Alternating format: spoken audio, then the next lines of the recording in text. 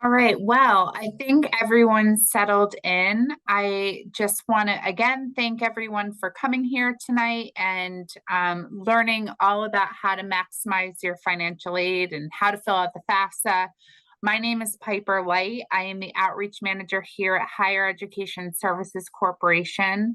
I've been with HESC for just a little under 2 years. And I will also put my information in the chat function. So you all can contact me with any questions, but I'd also like to hand it over to Kim Nauer, who is an amazing partner of HESC. Kim, why don't you tell us a little bit about yourself?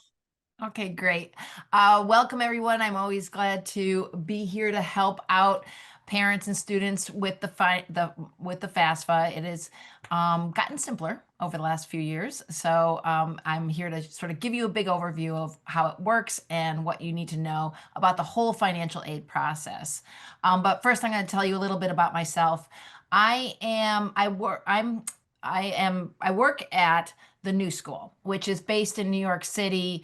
It's famous for its art school, the Parsons School of Design, and I am in its a think tank called the Center for New York City Affairs, which focuses on poverty issues in New York City. I am a higher education policy expert, and on the side, I publish this website. It is here to help students and parents and counselors navigate the FAFSA and financial aid process. And what I try to do on the website is obviously we get a lot into the FAFSA itself and the other forms, but really this is about helping parents and students figure out the entire journey, right? And so I encourage you all to check out the website. Right here at the top is this button called, which is what we're really well known for. And I'm a partner with the New York City Department of Education and others in putting this out, updating this and putting this out every year. And please, a lot of the materials that you're going to see in tonight's presentation are in this guide. So if you download it, you'll have access to everything. And the thing that we really try to do in this guide is to make the whole process from the moment that the student is saying, should I even go to college? We start with that question in the guide all the way through and focusing entirely on the financial aid process, not admissions, not other things, just financial aid. From that, should I go to college? All the way through to that moment where the student walks through the gates of the college, and what various things do you need to think about each step of the way as you're going through the process. So I encourage you all to download the guide, share the guide. It really is a quick read. You'll be able to read it tonight. And then you'll have a full understanding of your journey going this year, so going forward. So, what are we going to be talking about tonight? This is a bit of a financial aid 101. How do we pay for college? But with an emphasis on the FAFSA form itself, right? So but it's important to know the basics before you get into this. So the first thing that I'll talk about is this idea of like, what will college cost? And that's easier said than explained. It is a little bit opaque, and I'm sure some of you have already started noticing this. I'll go through that a little bit. And then we'll talk about this, what is financial aid, right? This idea of money in your pockets to bring down the cost of school, right? And how do you apply for financial aid? Well, for everybody, I really emphasize that it's very important to start with the FAFSA. And I'll talk about why that's an important place to start. And then really the second half of the presentation is sort of walking you through the big parts of the form, and giving you a sense of like what you can expect, and taking on some areas that tend to confuse parents and students. And so hopefully that by the end of the session, you'll have a sense of what you can expect from the form. And once again, this is the moment in the chat and at the end where you could ask these questions. If you're already playing with the form a bit, you can ask the questions and we will be happy to answer them. Any question that you have, other parents are likely to have those, or students are likely to have those questions as well. Okay. And then I'll give you a timeline of what you can expect this year, this fall, this year, and then where to get more help. So we'll get through all of that in the next hour. Okay, so the first thing to take on is this idea of like, well, what's college going to cost Like, what does college cost? Easier said than explained. All right, so I'm going to introduce you to some terms. You may be already familiar with these terms, but it's really important that everybody uses and understands and uses these common pieces of jargon because they'll come into play in the springtime when you get your financial aid letter. You're going to see each one of these words, and they're important to understand what they mean. So the first one is this idea of the total cost of attendance. Sometimes financial aid officers call it the COA, cost of attendance. And by law, every college is required to have their total cost of attendance on their website. Now that includes more than you might think it does. All right. And so the first thing is the total cost of attendance, and here's two more pieces of jargon for you. Your total cost of attendance includes something called direct costs, and then a second thing called indirect costs. All right. So direct costs is all of the money that you pay directly to the college, right? So that includes obviously tuition.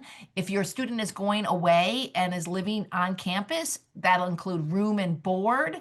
It'll also include fees. You're going to see a lot of those on the bill. It'll include all kinds of anything that the college is billing you directly and you're paying the check directly to the college. That's direct costs, right? Then there's a second part which you have control over, and that's called indirect costs, right?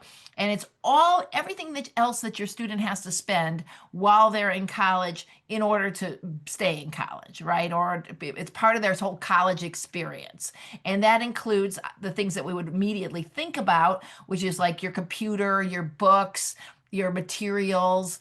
It also includes transportation. That's a very important part of indirect costs, whether you're going very far away or whether you're taking the subway every day. It should include that. And these are all things that you need to budget for. You need to think about these costs because they're real. The other thing is like food. That isn't really, if it's not part of your meal plan, lots of coffee, we always say, and then entertainment and just living. So some students can have lots of indirect costs because they spend a lot, and other students can be very parsimonious and have very little indirect costs. You and your student control this, okay? So that's just good to know. But the college has to estimate that. By law, they're required, they know what their direct costs to you are going to be, but they also have to try to do a good job of estimating your indirect costs and sort of they can give you a sense of what the total cost of attendance is. And that's where that's the number that they're looking at when they're going to be trying to bring that down for you so that you can afford college, right? So that's why this COA is a really important number. So the good news is there's financial aid to help you pay these costs out there, right? And what does that look like? So first of all, believe it or not, most colleges offer some kind of financial aid to students who need it, right? Very few families will pay this, what they call, another piece of jargon, sticker price. That's the thing you see on the website. You go to the website, they say, this is our cost of attendance. That's the sticker price. That's the price they're putting out there for everybody, right? But that's not every student attending that college is probably not going to be paying that price. They'll be paying some variation of it, right? And then that lower price, which it comes after you get government aid, perhaps, get college aid, get scholarships, that lower price is called your net price. And that's really the cost of college. And so you'll hear people talking about, well, what's the net price? What is the price you're actually paying for college? Let's not look at the price on the website necessarily. So those are two very important terms to understand when you're thinking about financial aid. The big price, the lesser price, hopefully. All right. So then, well, okay, what's financial aid? Take a look. There's a lot here, and that's good news. So the first thing is there's federal government financial aid, federal, U.S., in the form of Pell and CIOG grants, and those are really reserved for low-income families, right? Free money. And then here in New York, thank you, HESC, we have the New York State Tuition Assistance Program. We have the DREAM Act to help students who are undocumented access state aid free money, the Excelsior Scholarship Program, and a whole range of other scholarship programs. So there's New York State aid available if your students are attending school in New York State and you are a resident of New York State. Then every state has these kinds of things too. So, but New York State has a very robust program. Then, very important group of free type of free money is your college grants and merit scholarships, and we'll talk more about that in a minute. Then there's a whole world of private scholarships out there that you can apply to and find on the internet and apply for those. Um, and then we get into some more of the federal stuff. Federal work study is, if your student is granted this, is money that they can earn on campus, but they do need to apply for the job and get it. And it's like a chunk of money that they can, and I recommend federal work study if you are, if it's put into your letter, please do to avail yourself of that. Then there's the student loans, and I'm sure we've heard a lot about student loans over the last few years. You have the direct student loans, which the student takes out those loans, the student pays back those loans. And I'll get into that a little bit in a minute. Those are for the students, and they are low cost loans, and they are relatively easy to play with and forget. Well, not, I don't know about forgiving, but they they're safer to deal with than the private sector, right? And then you have another type of loan, the federal Parent Plus loans, which is the parents take those out. And once again, they're federally backed. And so they're a little bit more safe, possibly requires a little bit more research to understand if you want to consider those. And then last, there's the private loan market. So this is the various types of money. And you have your own savings, your 529s, your parent, like there's all these different things, personal money that you may have. But this is the financial aid that's available to you. And here's, everybody likes to look at this chart because it's kind of surprising. The College Board puts together these numbers every single year.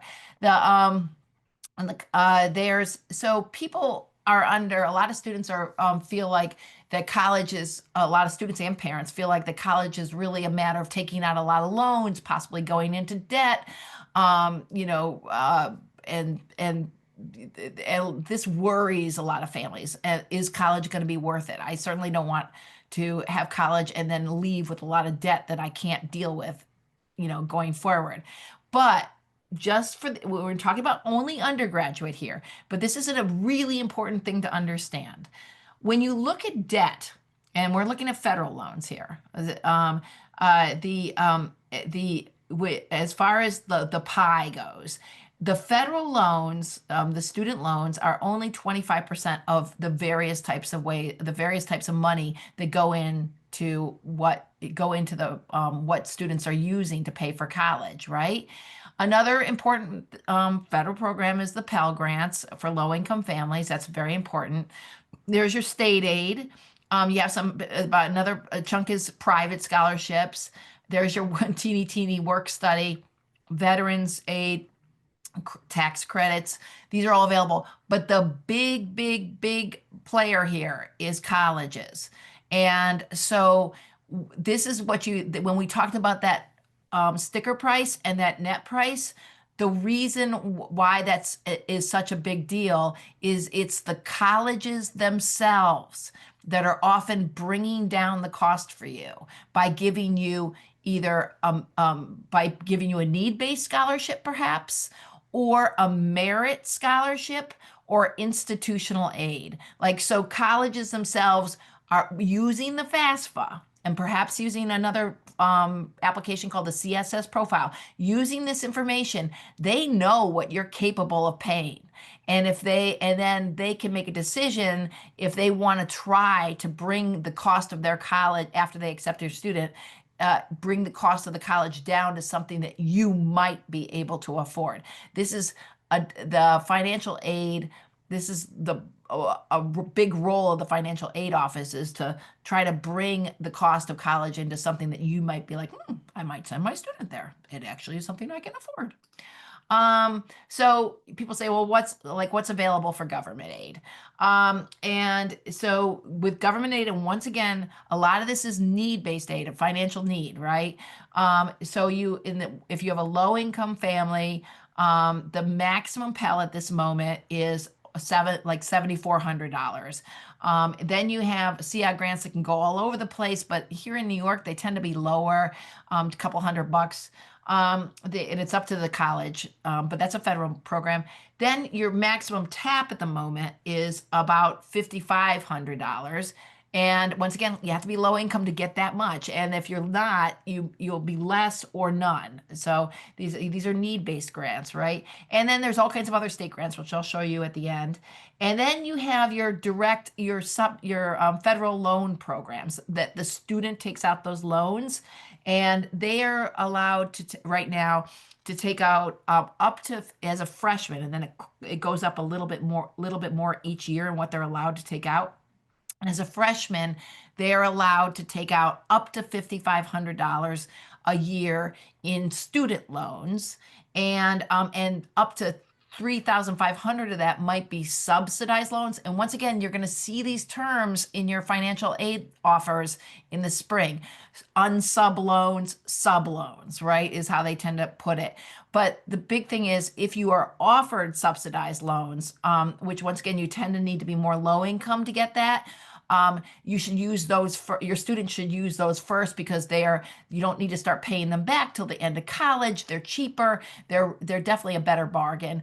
And then the other thing to know is that every student in America who fills out the FAFSA is eligible for a unsubsidized loan. So that there's no need-based aspect to that. Every student can take out those unsubsidized direct loans, and so they can add up.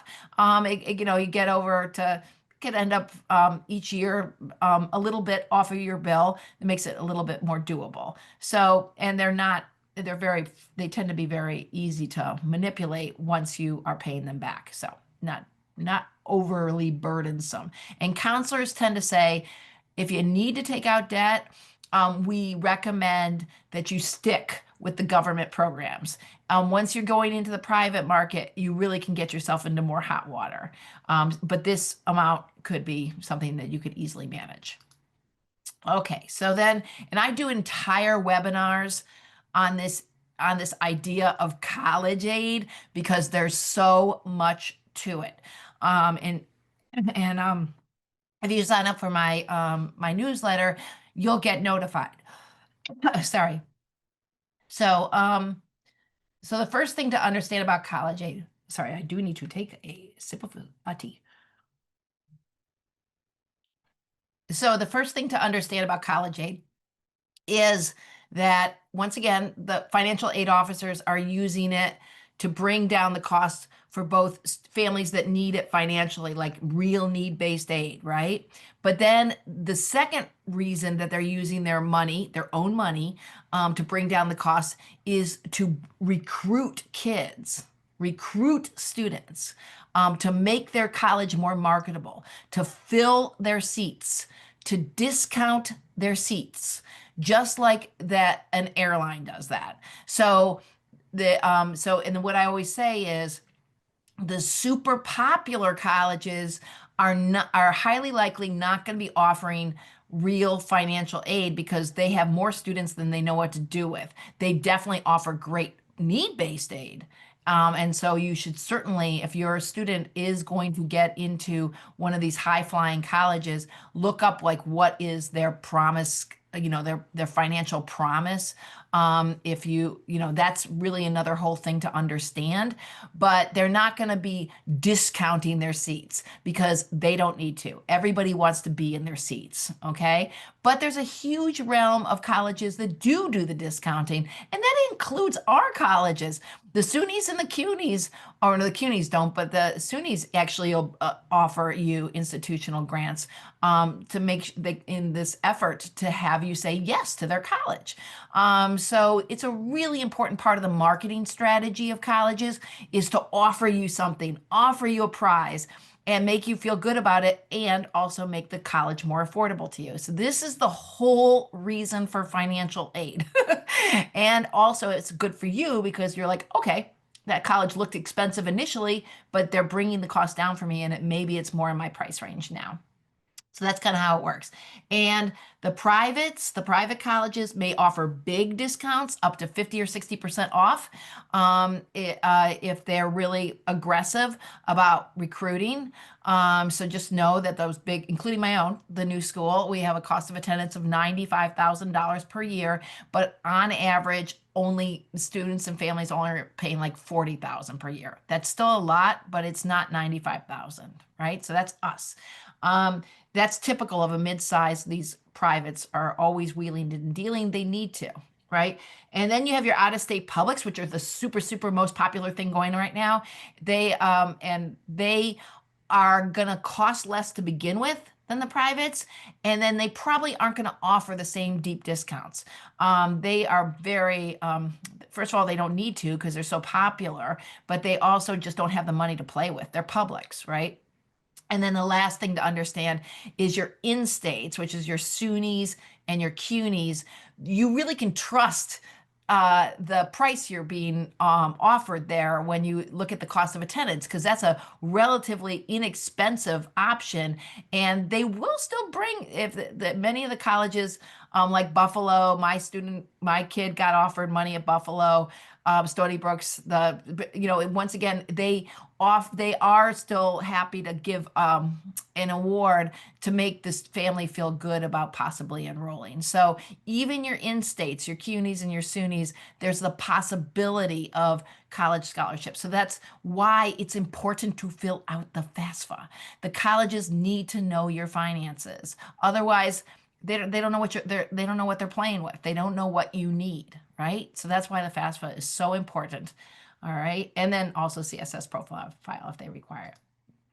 Okay, so there we go. So that's the whole background. That's why you're even bothering with this FAFSA. So how do I apply for financial aid? You start with the FAFSA. This is what it looks like if you haven't seen it already.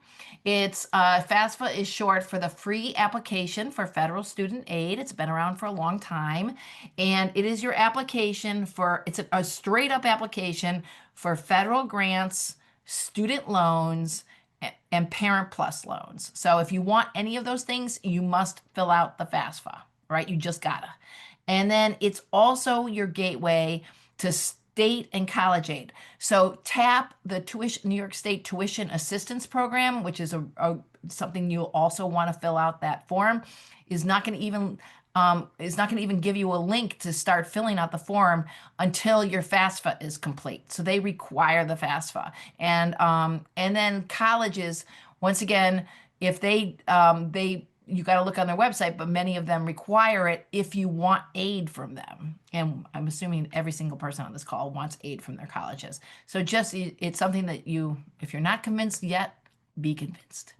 Who can apply for federal aid? This is the students here, right? The students who are U.S. citizens, green card holders, and then there's a whole range of eligible non-citizens that if you Google that term, you can sort of see certain visa holders are allowed to apply for federal aid. A lot of visa holders aren't. But certain visa holders are. So it's worth taking a look, even if you don't think that your student, your student might not be eligible. I'm assuming most people on the call are probably thinking they're eligible because that's why you showed up. But I always say this. And then the other thing to understand is that if the student is eligible for federal aid, so the student is a U.S. citizen, the parent's citizenship does not matter at all. Right? And yet the parent is still required to help the student fill out the FAFSA. So if you have a student who is a U.S. citizen, but the parent's undocumented, that is fine as long as the parents feel comfortable doing this, that they can get federal aid, right? And that's important. And then everybody says, should we bother? Why should we bother? Even my own husband was like, why are we filling out the FAFSA? I was like, like we are filling out the FAFSA because we want to make sure that we will be there in line for all the college aid we can get. Plus, I'm gonna probably take out a loan. Like there is some good reasons to fill out the FAFSA, but mostly it's about college aid, and you want to get as much need-based aid and merit aid as possible through the FAFSA. So even if you think you make too much money to get federal grants, which you may, I mean, the cutoffs for the Pell are really for low-income families. You may want a lower cost loan at some point. And then more to the point, your states, your colleges, your scholarship providers, they all need this form. So just get it done, and it's worth it. Do not leave money on the table. And people leave billions of dollars on the table every year. So now I'm going to sort of walk you through what the FAFSA is. This isn't like one of these walkthroughs of screen. I'm going to give you the big picture. And then because really the form itself is designed to be something that any person can just click in, and it walks you through what you need to know. And so it's relatively easy, I want to say. Especially they've really improved it over the last couple of years.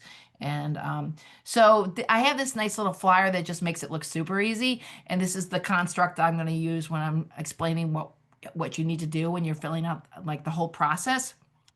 So the first thing I recommend is people get organized, pull together the information that they're going to need, and then both the student and one parent, maybe another, and I'll explain how that works, are going to need to get their own login to studentaid.gov.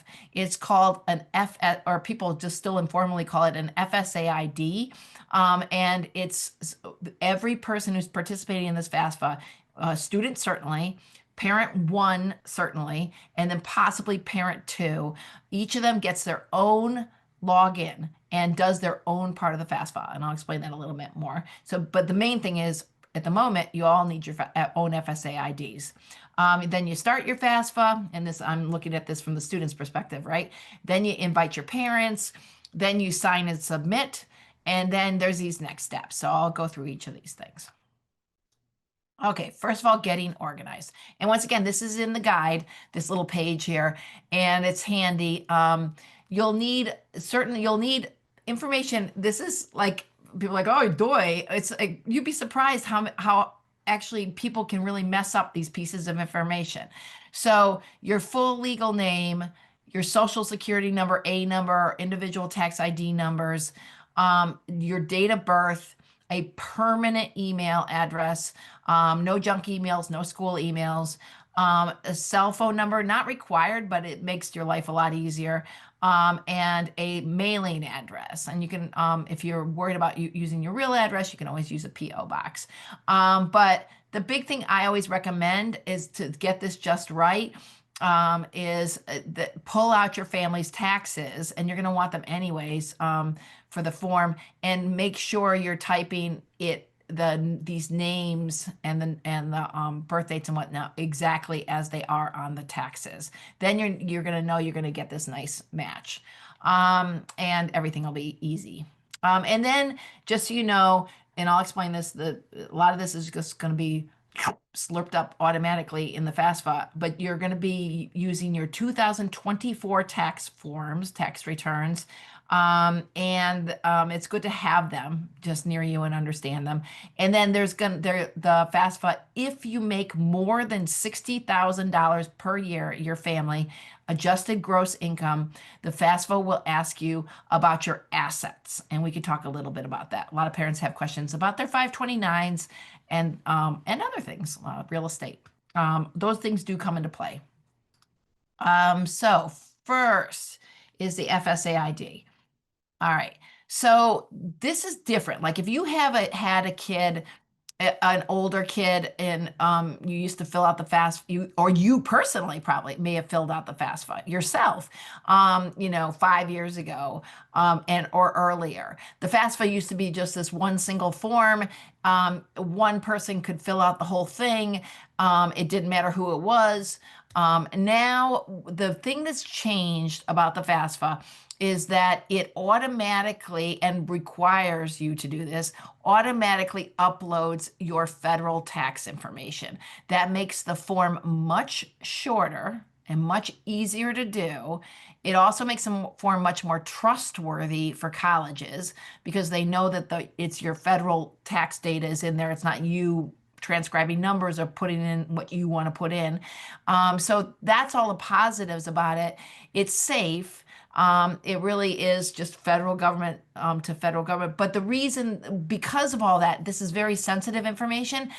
Then they really want each person who is participating in the form, contributing to the form, to agree to share their tax information. It's just one of these. So you'll see how that works. But as a result, there's a bit of a daisy chain that goes on with filling out the FAFSA. And we really recommend that it's this order. So first of all, each contributor creates their own FSID, and I will get into who that is, right? And then ideally, the FAFSA goes in this order, and I'll show you how it works. Student starts their part of the form, completes it. And if you don't trust your student, just like I didn't trust my student, you can sit next to your student. Why doesn't everybody just sit here and do it together? Family time.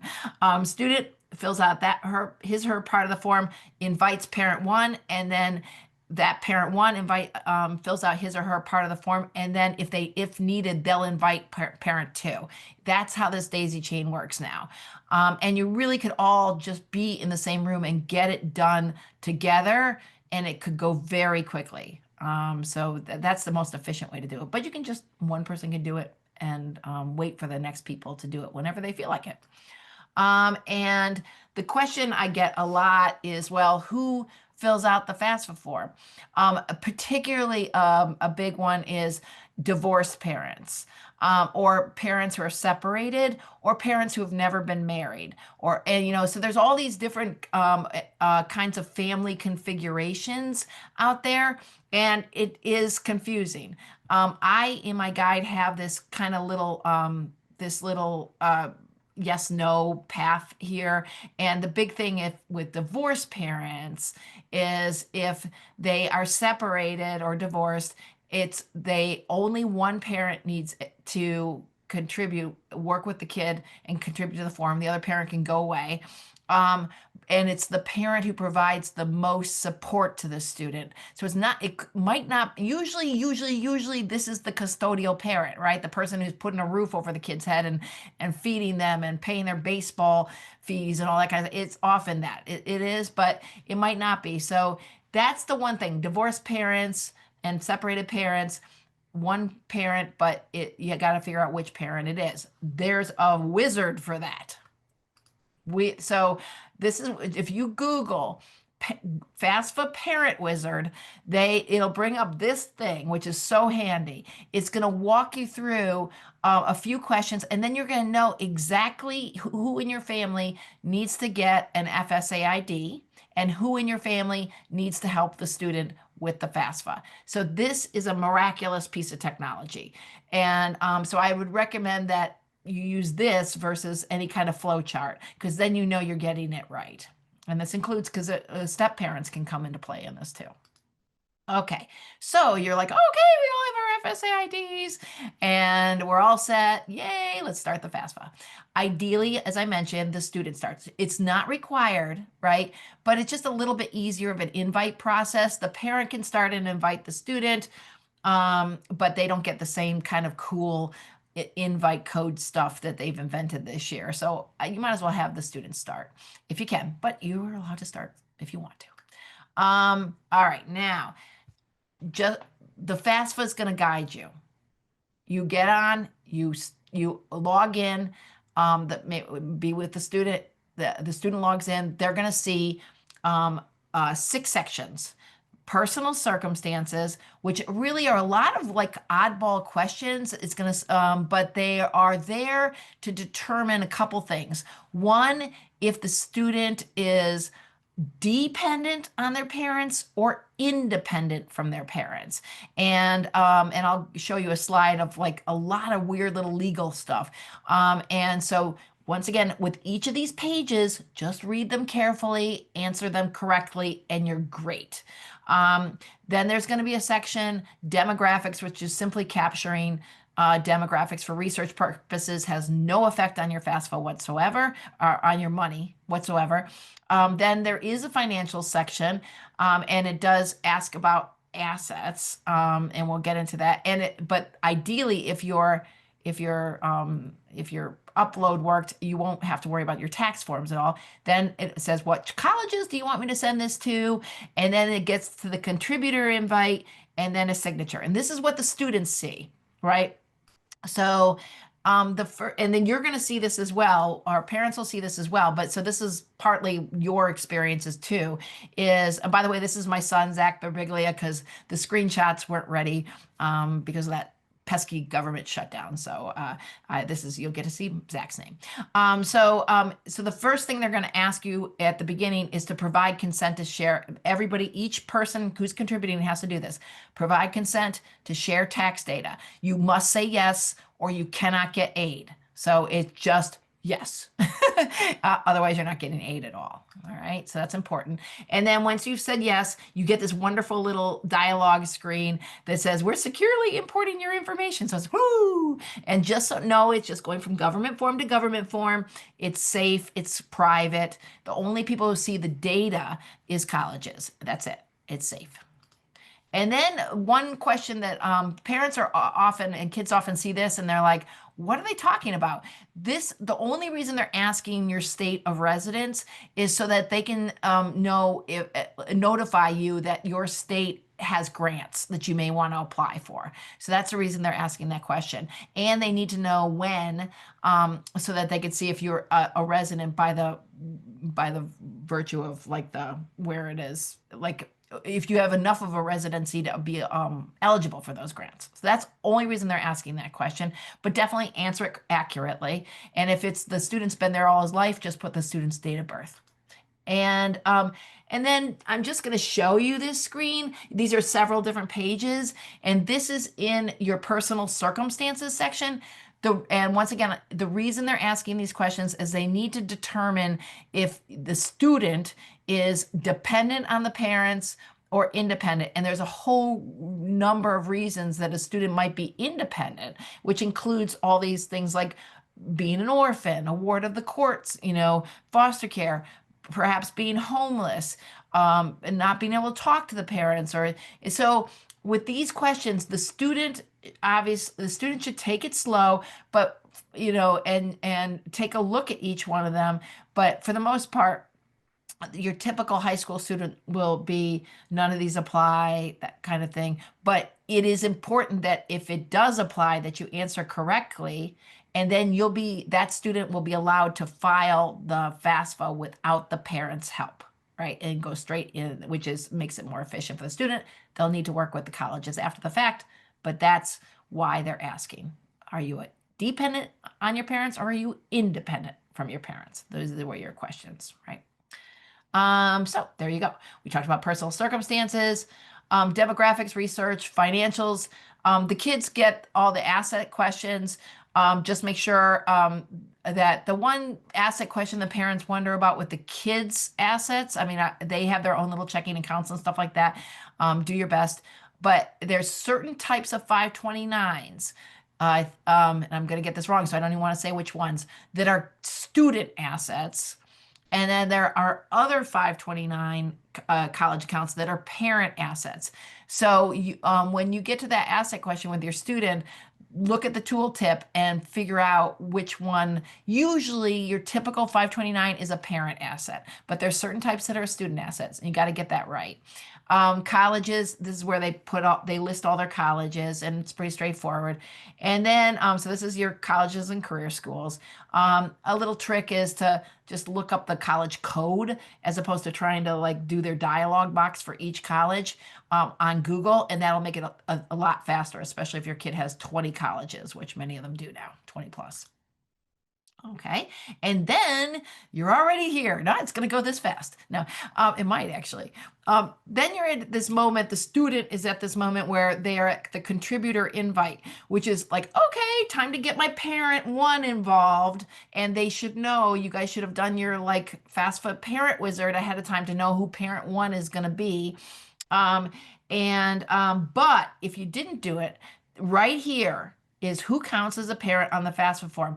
So right at that moment, you or the student can like pull up the parent wizard and figure it out, like which parent do I invite at this moment? And it's easy to miss this link. So that's your parent wizard right there. And so just figure out, well, who is the parent that I need to invite? Okay, and this is what it kind of looks like. And this is the federal student aid, the techies there are super proud of this. Last year and years prior, inviting parents was a really, really monumentally fraught thing, technically, for a lot of families. All of that has been fixed. So the parent contributor, the student will get this thing. And once again, this is my son, Zach Berbiglia. And I masked out some of my code, so you can't like join my FAFSA. And they'll say, you put in an email that they're going to use, does not have to be their federal student aid ID email, any email or a text. You can text them, you can copy a link, you can just send the code to them. Like it's really just about this code here. And as long as the parent has that code, logs in and types in those code numbers, they're attached to your FAFSA. And ideally it's that simple. So there's different ways that you can communicate that like connection code to your contributor, to parent one. And then you sign it, which is just a little click at the bottom. And then the student's gonna get pending submission, waiting for your parent, right? And then at that moment, your parent can go right in and start, and you're the parent, can go right in and do that. Parent one can start doing their part, right? And then parent one joins the FAFSA party. And parent one, this is me again, uses the invite code after logging into their own studentaid.gov account. So now they're in their space, right? And then they have that invite code, which is either email, text, it's available. You'll be able to find it. And you can you'll be accepting your invitation from your student. Now you're connected, right? Now you're part of the forum. And it's interesting. The parents, or at least in my experience, the parents see a much simpler form. It was just demographics, financials, and signature. And once again, I went through the same rigmarole that the kids did, which is you have to consent to sharing your tax data, and then you're sort of here, right? Like they want to ask some demographics. They don't need to know if I'm dependent or independent. I'm the parent. They're going to ask about financials. And gets another area where parents get confused in the financial stuff. And signature. Bum, bum, bum. Are you seeing how fast this is? So there you go. Parent demographics, once again, for research purposes, answer it however you see fit. All right. There is going to be one question, and I think the students get it too, on there, which is how many members of your household? This is very important to answer it accurately because it can make a big difference in how much aid you get. So if you don't think about it, it'll pull the number that's on your tax forms, but that's often not the right number of people that the parent, are supporting. So this is the people in your household, and that includes kids who are in college, that you're supporting. You want this number to be as high as possible. If grandma's there, your aunts, uncles, dogs, it doesn't count, but everybody else, just think about that. Who are you supporting? And then make sure you put that number, and it's a little bit, the form, you got to play with it a little bit. You got to make sure because they have a certain number, and then you need to adjust it. So make sure that don't just say, yes, I'm sure I trust my taxes. Put a number in there, because it really can make a big difference in terms of the age you're eligible for. You get your family size correct. And you see in my guide, we sort of help you add this up. Understanding income, once again, the tax upload takes care of most of this. We just sort of explain the Pell grants and the income and the need-based grants here. So I'm just throwing that out there that you have that. But here it gets confusing. The assets. So there's a bunch of different assets, and this is the documents that you're going to want to collect ahead of time because you really will need these documents for when you're doing the FAFSA. And the other like hint is try to find if there's a certain point in the year. I mean, obviously you got to get it done when the colleges tell you to get it done. But if you want your checking and your savings and your and any money that you're telling the colleges about to be as low as possible. So if there's a moment in the year where your bank account gets drained, use that moment, right? And then that's the way that the assets work. It's as of today. It's the day that you file your assets. What is in all of these accounts? And it includes your cash, your checking, your savings, your investments, your real estate. But importantly with the FAFSA, it does not include your house. Yeah, if you own your own home, does not include owning your own home. That's not something they want to know about, and they don't want to know about your retirement money. Okay, so that's just elsewhere, and it's safe from the college eyes. But these other things, the colleges are seeing them, and that includes any. It also includes businesses if they're big, over 100. 100 people employed, fisheries, and farms, big businesses. They want to know about this stuff. And then with college savings and 529 plans, once again, there, as I mentioned, there's parent assets and kid assets. Most likely your 529 is going to be in this section where you're filling out parents, but check in the thing, check the tool tips, use the tool tips. And then the other weirdo thing about the FAFSA is there's just enormous temporal distortion all the way through it. So the finances, your income is going to be your 2024 taxes. Your savings and assets are as of today. And then the family count, weirdly, is next year. So is a baby on the way? I don't, like it's a weird thing. So just to once again give that page a little thought. And then here, if there's one place that in the whole people don't even notice this little tooltip. It's like, hey, you! It's the tiniest little thing, but it's so full of good information all the way through the FAFSA. Look for the beloved tooltip. It's click it, and everywhere you go, it's gonna point you in the right direction and give you good information. But you're really gonna need it in the assets section, And because yep. Question. we have a question. Sure. Who they can obviously contact you, and your information has been put in the chat, I believe, or if I can, I will. But the question is, I am at this point confused. Do we have to include the IRA? What about your No. partner's business that is with another BSNS partner? So, So okay, just on the IRA, that's a retirement account, so you don't have to include that. Okay, and then what was it like what business? about your partner's business that is with another BSNS partner? This is okay. When we get into the business assets questions, first of all, the good thing is if the business doesn't have 100 employees or more, you don't need to worry about it, at least for the FAFSA. The CSS profile might ask about it, but not the FAFSA. So if it has to be a pretty large business for the FAFSA to even be concerned about it.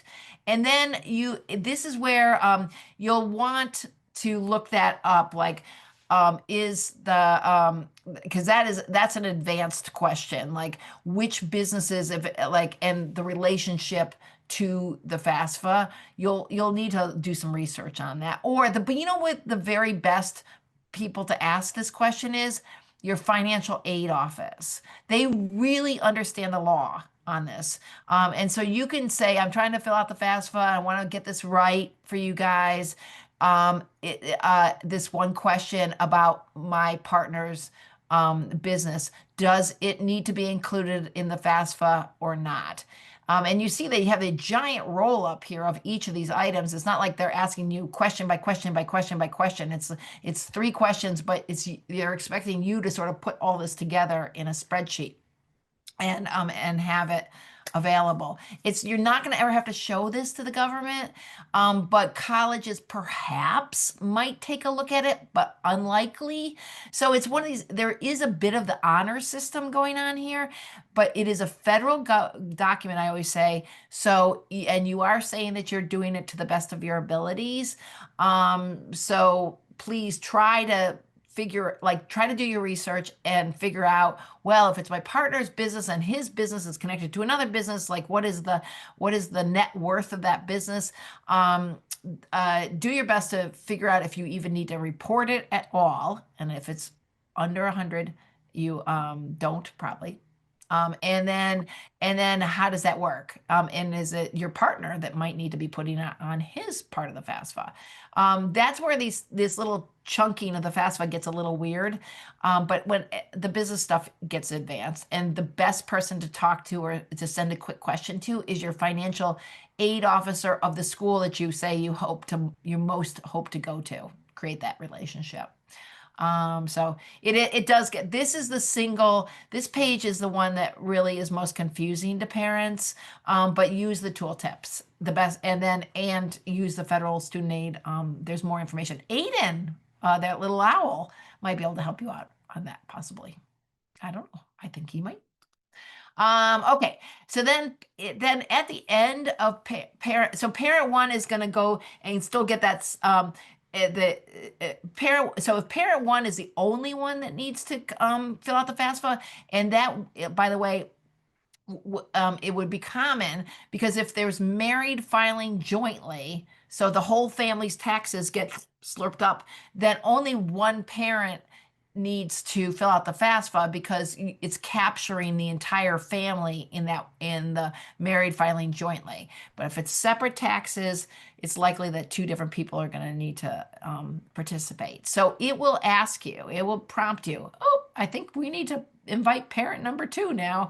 Or if it feels satisfied with you, then you're going to get the screen. You'll sign and submit just like the kid.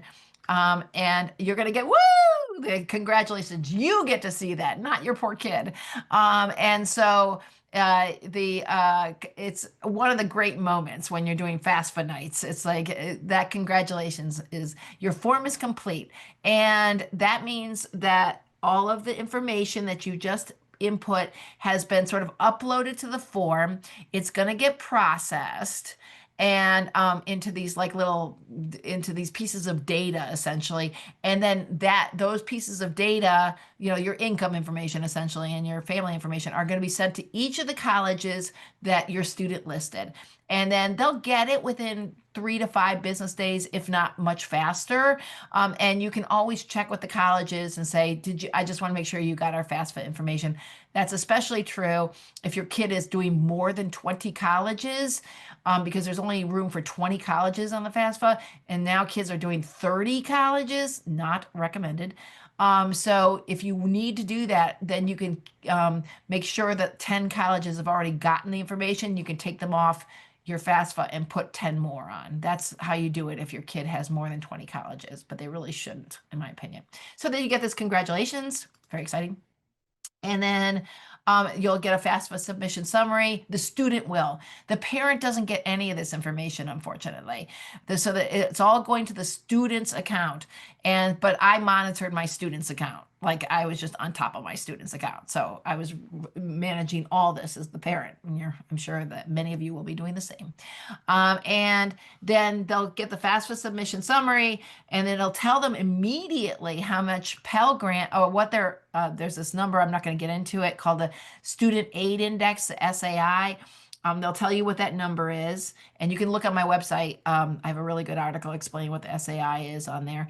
But then it'll also tell you immediately what Pell Grants, how much Pell Grant, if you are eligible at all, how much you're eligible for. Federal direct loans you're eligible for, work study. It gives you pretty quick estimates of all that. And then, but your college itself needs to process that data and include these in your offer. So, but you get to get a sense of your federal stuff immediately.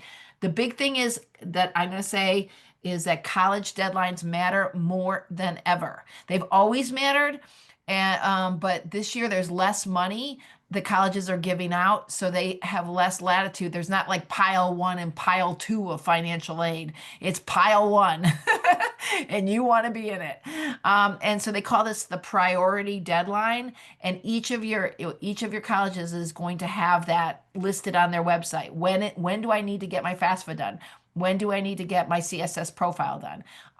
And make sure you meet those deadlines, ideally 3 weeks prior, because particularly the CSS profile crashes. Like so when everybody's hitting it at once. So you're going to want to get both those forms if you're applying to privates, the CSS profile done um, well in advance.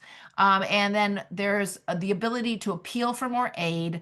Though after you've gotten, this is in the spring, after you've gotten your offer, or you can let the colleges know now if something went wrong in your life over the last 2 years that the FAFSA is not capturing. There was a loss of a job. There was a death in the family. There was enormous health bills. There's all, other things like this. Then you can feel free to let the colleges know about this, the financial aid office saying, hey, just so you know, the FAFSA doesn't know about this, this, and this. And they can adjust the numbers on their side. So that's the legit reason for appealing for more aid for sure. And then there's all kinds of other ways to appeal for more aid that are about pitting colleges against each other and whatnot, but that's for a different webinar. And then, so schools are also, some schools require the CSS profile. I just throwing this out there, please be aware of it, and please be aware of the CSS profile deadlines. It takes a long time to fill out the CSS profile. And ideally, you're going to want to do it the same weekend that you fill out the FAFSA, because then your numbers are going to match up, right? Because the college is getting both of them, right? So, and just know, and then they really ask about every last penny that could possibly be in your life in the CSS profile. And then if you're applying to New York schools, here's our big HESC. We love HESC. All the opportunities that are available through the HESC, Higher Education Corporation. First of all, here's your tuition assistance program. About 2 weeks after you fill out the FAFSA, maybe even less, watch your students' email. They're gonna get notified from, as long as there's at least one New York State college on their FAFSA, they'll get notified that they are now ready. They should apply for TAP. That's how and then you use that link, and then that brings you into the TAP system. You're not going to be able to fill out the TAP in the same sitting. So you just wait for that link and then fill out the TAP once the student is going to get that email, right? And then the DREAM Act is for undocumented students. Basically, it's a different door to the same resources, and it's for undocumented students because they are not able to fill out the FAFSA. So it's a different door, same resources. Then there's an alternate eligibility path for students who are U.S. citizens but don't want to fill out the FAFSA. A little worried about government, so this is the way that they can get some TAP possibly. The Excelsior, take a look at it. It may be something that you're interested in. You have to sort of see the income guidelines, and then the other thing is it's for New York State schools, obviously, and then you got to commit to staying in New York State for 5 years. But it's a good scholarship. And then there's all these other scholarships. Look, nursing, teaching, and all whatnot, all kinds of this. I'm just using a little. There's like 23 of them on there. And last but not least, I know we're hitting time. What do we need to do this fall? First of all, it is free applications right now for CUNY, SUNY, and a bunch of New York State colleges. So if you can get, and a lot of people do early admissions and early decision, this is the moment. So if you want to, I think I understand that it's one of those things where if it's on your Common App, CUNY and SUNY and these other colleges know not to bill you for the fee waiver. Or the fee, but everything, these participating colleges at this very moment, and you can check out the press release. It's like the next 2 weeks or something. It varies. And then what to expect. So here's your college application season, gonna get financial aid. Your early admission deadlines. I know a lot of you might be in the middle of that right now, and it is important to hit those financial aid deadlines for early admission and certainly early decision. There's EOP program deadlines that are happening right now. Then the colleges will ask for some more information. You're going to get your college offers. Come back, and HESC has a lot of good webinars about how to compare your offers and make a good decision that's right for your family about which college to go to. And then you can appeal for more aid. At this point, you declare your school, and then there's this whole making a plan to pay and understanding the loans and promise and other options that will make it like something that you can pull off. And where can we get more help? HESC has a lot of resources, including ones where that you can email them, ask them any kinds of questions. They have a lot of experts there. And then please download my guide. It'll give you, I had to go very fast through all this, but you can take your time and it'll explain each one of these steps really carefully. Federal student aid, and you'll get this deck, I think, has some really good help. And so use their website. And then understanding FAFSA, there's insider tips I recommend. What is your student index? What is a good SAI? That is my single most popular article because people are like trying to figure out what that number means. And then how do we find colleges that give lots of money? There's scholarships, all kinds of things. And if you sign up for my email, you'll get notified all the time about new stuff. And that's it. It's a Q&A. I know we're at time, but I'm happy to take any questions. Sure. There's one question. I thought it was really great. What? If you are higher income, can applying for FAFSA be a hindrance to getting merit-based scholarships? Yeah, that's a really it's a good it's not what people worry about more about if you're it's gonna so merit it I guess here's the short answer. It depends on the school. Is your school one where they're really they really want you to go? And they're particularly a lot of the schools, and this includes schools like Syracuse University, American. There's like these very popular schools that they still need to fill those seats every year. And I mentioned both of those because they both had big write-ups in the New York Times because they weren't giving the parents quite enough aid and they weren't able to fill their seats. So they're like, oh my God. So the parents are now knowing to demand aid from they're fabulous, fabulous, fabulous schools, but like, schools that still need to fill seats. So that's where it's this whole private college world where it just depends on how much it's merit aid, but really it's institutional aid. How much they want your child, right? And how much they think that person would be a great fit in their school, and then how much they think your kid might actually go. There's like this whole thing. So merit aid isn't based necessarily on financial need or merit. It's really based on discounting to fill seats. So I'd say that it never hurts. My personal opinion is it never hurts to fill out the FAFSA. And a lot of these schools are going to make you fill out the CSS profile no matter what, and they're going to get a lot more information. So Great. I think that answered it perfectly. Can you share your email? We're getting questions. yes, Once again, how to sign up for your newsletter and sure. who to contact about the FAFSA. Someone said, thank you so very much. You made it so easy to understand. Aw, thank you. This is my email. You are welcome to email me day or night, and I love to hear from you, and I love to be helpful. Please go to my website where this is the website is called understanding FAFSA. Everybody says it wrong, including me. FAFSA.org.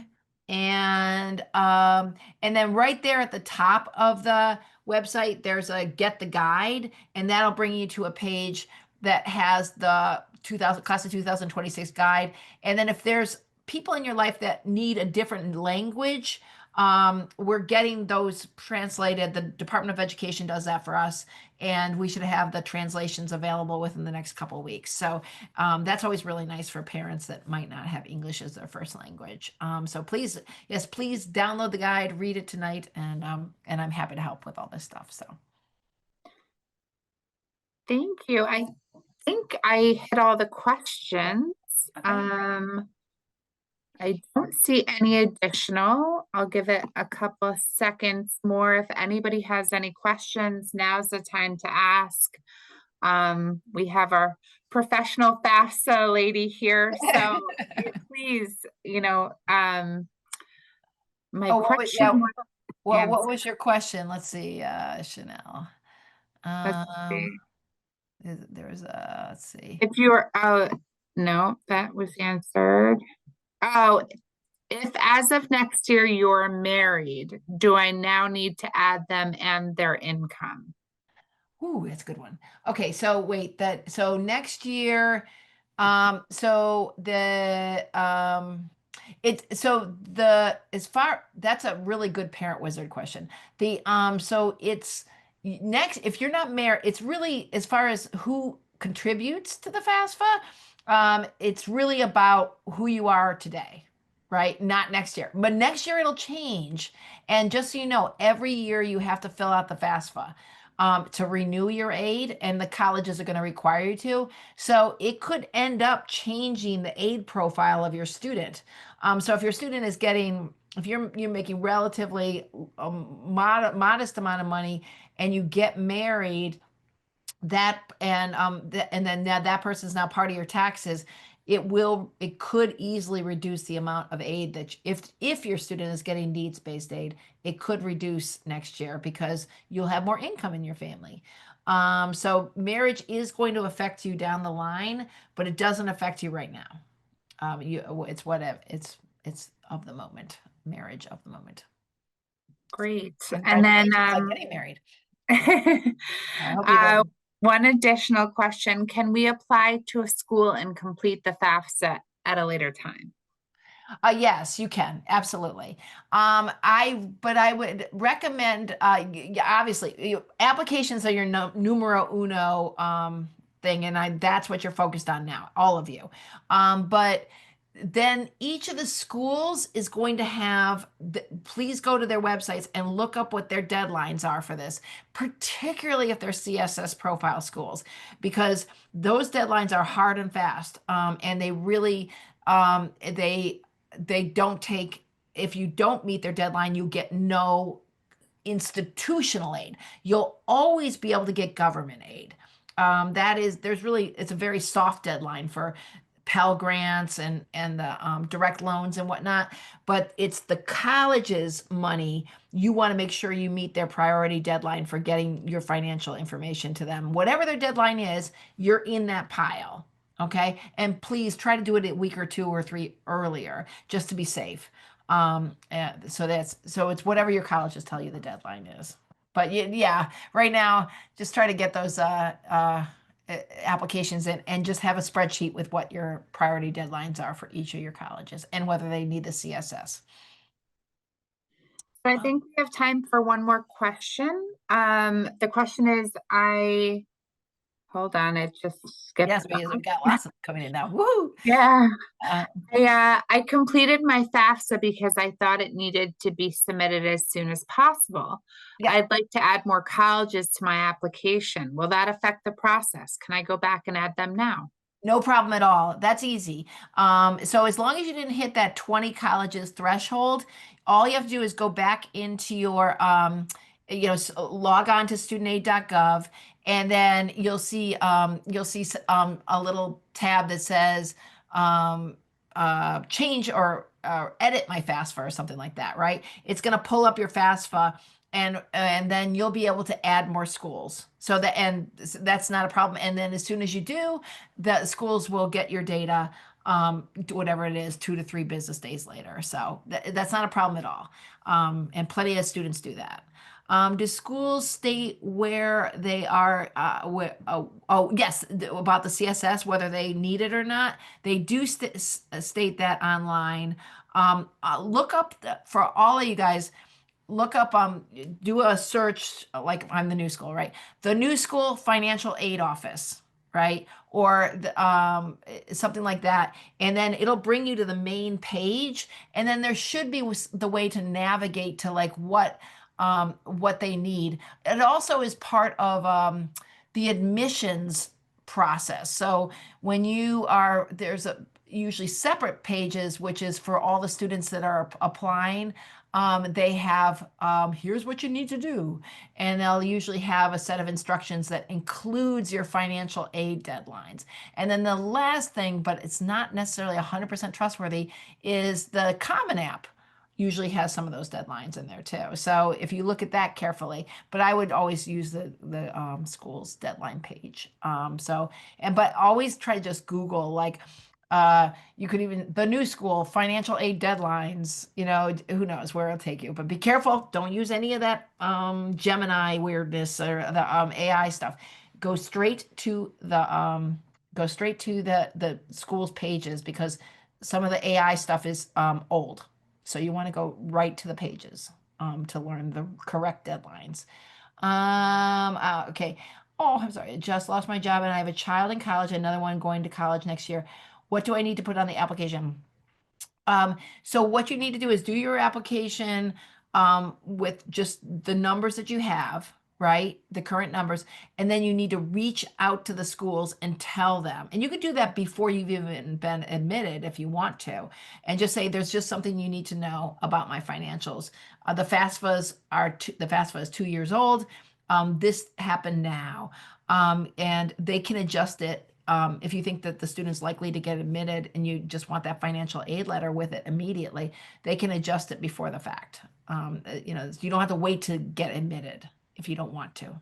You can let them know, because that's a really important piece of information for them to have, for sure.